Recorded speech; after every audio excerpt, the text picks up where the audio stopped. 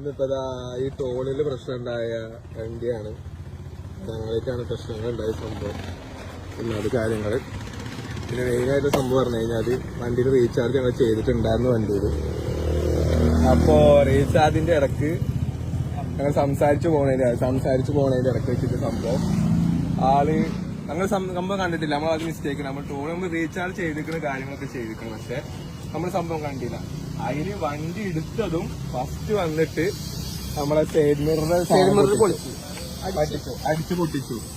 അപ്പൊ തന്നെ ഞങ്ങള് വണ്ടി നിർത്താൻ വന്ന ഗ്യാപ്പിൽ വന്നപ്പോഴത്തേനും ഒരു ബംഗാളി അതായത് ഈ നോർത്ത് ഇന്ത്യന്ന് ഇത് പിരിക്കാൻ വേണ്ടി കുറച്ച് ഗുണ്ടകൾ ഇറക്കിയിട്ടുണ്ട്.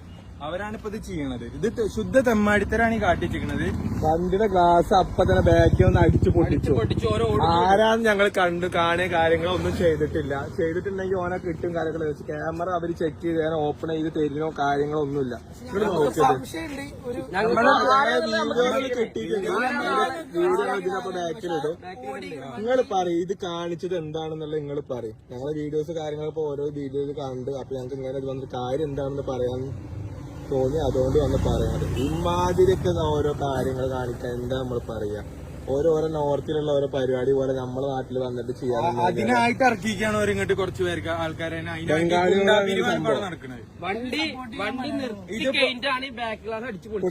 വണ്ടി നിർത്തി അപ്പത്തെ നിർത്തി ഓർക്കൊരു 200 രൂപ ടോള് വേണമെന്നുണ്ടെങ്കിൽ നമ്മൾ കൊടുത്ത പ്രശ്നമില്ല.